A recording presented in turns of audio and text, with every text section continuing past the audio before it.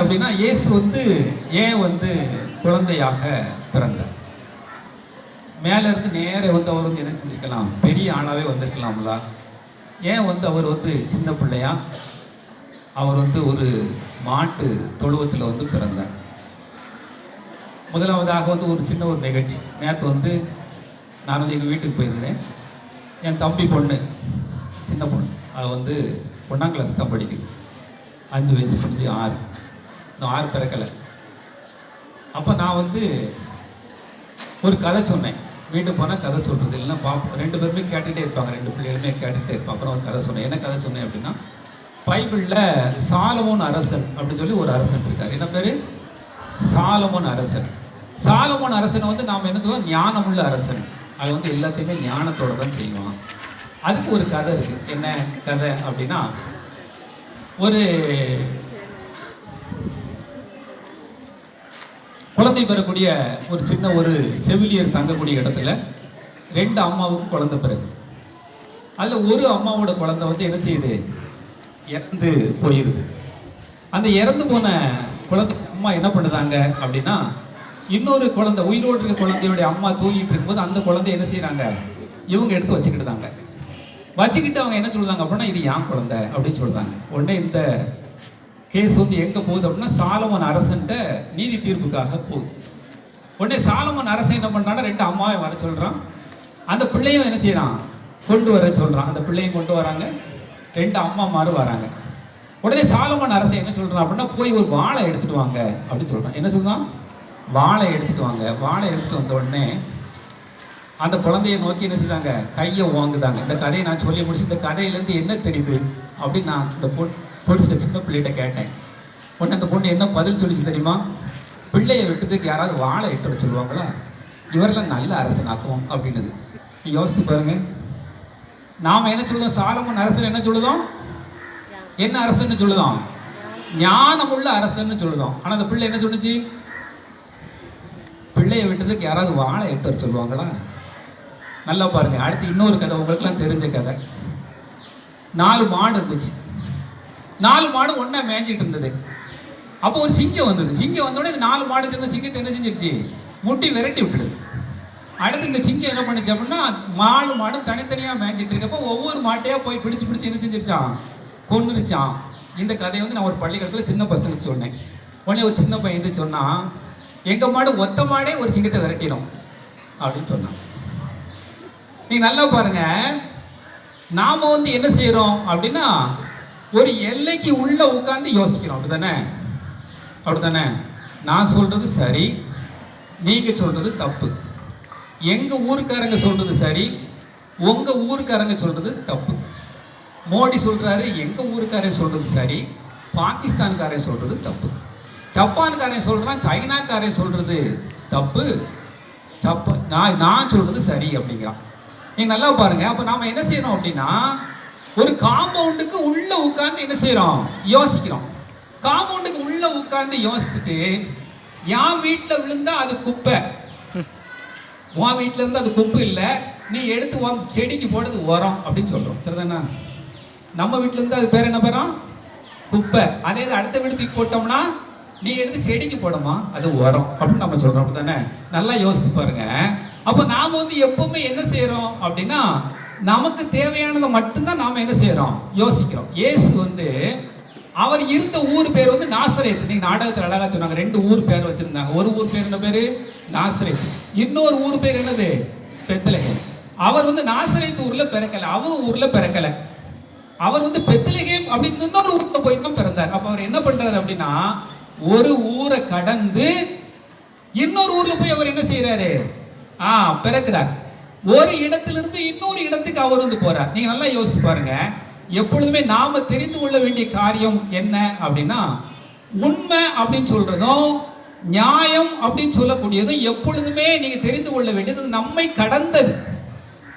நம்ம தாண்டியும் உண்மை இருக்கும், நம்மளை கடந்தும் நியாயம் இருக்கும், நம்ம ஊரை தாண்டியும் நியாயம் இருக்கும், நாம சார்ந்திருக்க மதத்தை தாண்டியும் நியாயம் இருக்கும், நம்முடைய நாட்டை தாண்டியும் நியாயம் இருக்கும். நாம என்ன செய்யறோம்னா, ஒரு வேலி போட்டு வச்சுக்கிறோம். வேலை போட்டு வச்சுட்டு அதில் ஒரு நாயை வளர்க்குறோம், அப்புறம் ஒரு மிலிட்ரி மேனை தூக்கி வச்சுக்கிட்டு துப்பாக்கி கொடுத்துட்டு அவன் எல்லாம் தப்பு, அவன் இங்க வாரப்ப நீ சுட்டுரு அப்படிங்கிறோம். அப்ப நாம இந்த உலகத்துக்கு எதை சொல்றோம் அப்படின்னா, என்கிட்ட தான் சரியானது இருக்கு, என் ஊர்ல தான் சரியானது இருக்கு, என் மதத்துல தான் சரியானது இருக்கு அப்படி நாம நினைக்கிறோம். அப்படி இல்லை. சரியானது எப்பொழுதுமே எல்லைகளை கடந்தது, சரியானது எப்பொழுதுமே ஊர்களை கடந்தது. அப்ப நாசரேத்தை கடந்தது உண்மை. நாம இருக்கக்கூடிய நம்ம வீட்டை, நம்ம காம்பவுண்டை தாண்டி உண்மை இருக்கு. நாம இருக்கக்கூடிய இந்தியாவை தாண்டி உண்மை இருக்கு. நாம வாங்கக்கூடிய சைனா பொருளை தாண்டி நியாயம் இருக்கு அப்படின்னு என்னைக்கு நாம நினைக்கிறோமோ அன்னைக்கு தான் நம்முடைய அறிவு வளரும். நாமளும் எது சரியானது அப்படிங்கிறத இந்த உலகத்துல புரிந்து கொள்ள முடியும். முதலாவதாக. இரண்டாவதாக நீங்க நல்லா பாருங்க, அந்த குடியில மாடு இருக்கு, ஆடு இருக்கு, கழுது இருக்கு. ஆனா என்ன இல்ல? கோழி இல்ல, வேற நாய் இல்ல. கரெக்ட். பூனை இல்ல. ஏன் நாயும் பூனை இல்ல? ஏன் நாயும் பூனை இல்ல? உங்க வீட்டுல ஒரு நாய் வளர்க்கணும் வச்சுக்கீங்க, உங்க வீட்டுக்குள்ள உங்க நாய் என்னைய வர விடுமா? வர விடாதுல்ல? வர விடாது. நீ சொல்லல, அந்த நாய் என்ன பண்ண, நீ கடிச்சிரும். கரெக்டா சொல்லிட்டான். எப்பா நாய் அதுதான் வளர்க்கிய நீங்க எல்லாரோட தானே. ஃபாதர் வந்தாருன்னா உடிச்சு கடிக்க விடுது. நல்லா யோசித்து பாருங்க, அங்க ஏன் நாய் இல்ல? ஏன் அங்க ஆடு இருக்கு? ஏன் அங்க மாடு இருக்கு? ஏன் அங்க கழுதை இருக்கு? நல்லா பாருங்க, ஆடு, மாடு, கழுதை, இந்த மூணு உங்களை ஒண்ணுமே செய்யாது. நாய் என்ன செய்யும்? அதனாலதான் நாய் அங்க இல்லை. புரிஞ்சிருச்சா? புரிஞ்சிருச்சா?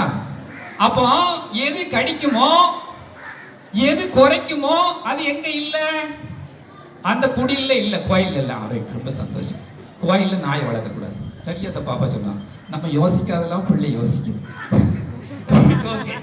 அப்போ நாய் கோயில்ல இல்ல, நாய் குடில்ல இல்ல. அப்படின்னா என்ன அர்த்தம் அப்படின்னா, நாய் குறைக்குது, ஆனா அது உங்களை கடிக்கல. அது குறைக்கிறப்ப நாம என்ன செய்யணும் அப்படின்னா, அந்த சத்தத்தை கேட்டு நாம என்ன செய்யணும்? பயந்துடணும். அப்படித்தானே? அப்படித்தானே? உங்க அம்மா எடுக்காத அப்படி சொன்ன உடனே நீ பெரும்பாலும் கேட்க மாட்ட. இருந்தாலும் நீ சத்தத்தை கேட்டு என்ன பண்ற அப்படின்னா அப்படி தூரத்தில் நின்றுத. காரணம் என்ன அப்படின்னா, சத்தம் பயங்காட்டுதா? சத்தம் பயங்காட்டுதா? நாய் சத்தம் பயங்காட்டுதா? அது கடிச்சுதான்? கடிக்கல.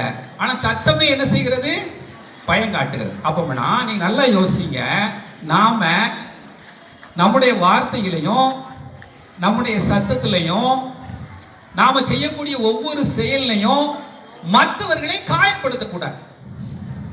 நல்லா புரிஞ்சுக்கங்க. ஆடோ மாடோ உங்களை அது என்ன செய்யறது இல்ல? காயப்படுத்துறது இல்ல. கோழி உங்களை காயப்படுத்தாது. அதனாலதான் கோழி கூவுன உடனே நாம என்ன செய்யறோம்? பொழுது விடிஞ்சிருச்சு. உங்களுக்கு நிறைய பேருக்கு கோழி கூவுது தெரியாது. தெரியுமா தெரியாதா? கோழி எத்தனை மணிக்கு கூவும்? 6 மணிக்கு கூவுமா? நீ எந்திரிக்க நேரத்தை யாரு கேட்டது? 5:30. கோழி கூவுது சரியா சொல்லுவோம்.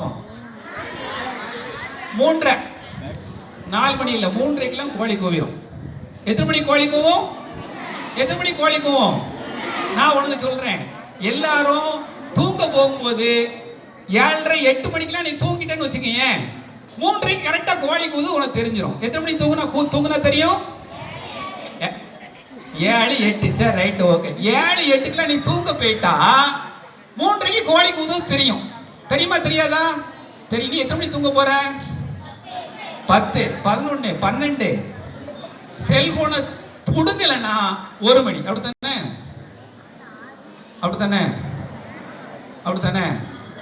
அப்போனா உலகம் இயங்குறதே நமக்கு தெரிய மாட்டேங்குது. அப்படித்தானே? உங்களுக்குலாம் உலகம் எதுல தான் இயங்குது? போன். கரெக்ட். உங்களுக்கு உலகம்லாம் எதுல இயங்குது? போன். நல்லா தெரிஞ்சுக்கங்க, இந்த உலகத்துல ஆடு இருக்கு, இந்த உலகத்துல மாடு இருக்கு, இந்த உலகத்துல கோழி இருக்கு, இந்த உலகத்துல நாய் இருக்கு. கரெக்டா? கடவுள் எல்லாரோடையும் வாழ்வதற்கு தான் நம்மளை படைச்சிருக்காரு. செல்போனோட மட்டும் வாழ்றதுக்கு படைக்கல. புரியுதா புரியலையா? புரியுதா புரியலையா? அதனால வாழ்க்கையில் இன்னைக்கு நீங்க முடிவு பண்ணிக்கங்க, நீங்க உயிர் உள்ளவைகளோடு வாழுங்க. யார் கூட வாழ்வீங்க? உயிர் உள்ளவைகளோடு நாம என்ன செய்யணும்? வாழணும். அதனாலதான் ஆண்டவர் என்ன பண்ணார் அப்படின்னா, ஆட்டோடையும் மாட்டோடையும் கழுதையோடையும் இந்த உலகத்துல பிறந்தார். நாமளும் அப்படித்தான் இந்த உலகத்துல பிறந்திருக்கோம். நீ வாழ்க்கையில நிறைய நேரத்தை உயிர் இல்லாததோட செலவு பண்றீங்க. அதனாலதான் இன்னைக்கு இந்த உலகத்துல என்ன படுது அப்படின்னா, உயிர் உள்ளவர்கள் படு கஷ்டம் இன்னைக்கு தெரிய மாட்டேங்குது. புரியுதா? உங்களுக்கு உங்க அப்பா அம்மா படுற கஷ்டம் தெரியல. உங்களுக்கு உங்க டீச்சர் ஏன் இப்படி தொண்டை தண்ணி வத்த வத்த கத்துறாங்க உங்களுக்கு தெரியல. அதனால வாழ்க்கையில இன்னைக்கு புரிந்து கொள்ள வேண்டிய முதல் காரியம் என்ன அப்படின்னு நல்லா தெரிஞ்சுக்கங்க. உலகத்துல நாம உயிருள்ளவைகளோடு பிறந்திருக்கோம், உயிருள்ளவைகளோடு நாம வாழ்றோம். அதனால நாம உயிருள்ளவைகள் என்பதை முதல்ல தெரிஞ்சுக்கணும். நாம உயிர் உள்ளவங்க. ரெண்டாவது, இந்த உலகத்துல நாம நம்முடைய நேரத்தையும் பொழுதையும் இந்த உலகத்துல உயிருள்ள ஜீவன்களோட தான் நாம என்ன செய்யணும்? நம்முடைய பொழுது கழிக்கணும். அப்படி இல்லைன்னு வச்சுக்கோங்களேன், கொஞ்ச நாள் கழிச்சு பார்க்குற பொழுது நம்ம கண்ணு குருடாயிரும், காது சுற்றும், நம்ம வாழ்ந்து பிரயோஜனம் இருக்காது. அதனால இன்னைக்கு நீங்க முடிவு பண்ணுங்க, இனிமே நாம என்னுடைய நேரத்தை என்னுடைய காலத்தை இந்த உலகத்தில் யார் யாருக்கெல்லாம் எதுக்கெல்லாம் உயிர் இருக்கிறதோ அவர்களை உணர்ந்து அவர்களையும் மனிதர்கள் என்று நினைத்து அவர்களுக்கும் நாம் மதிப்பு கொடுத்து வாழ்வை நீங்க முடிவு பண்ணுங்க. அதுதான் உங்களுக்கு இன்றைக்கு நல்ல ஆசீர்வாதமான கிறிஸ்துமஸ். உங்களுக்காக ஜெபிக்கிறேன். நன்றி. Thank you so much.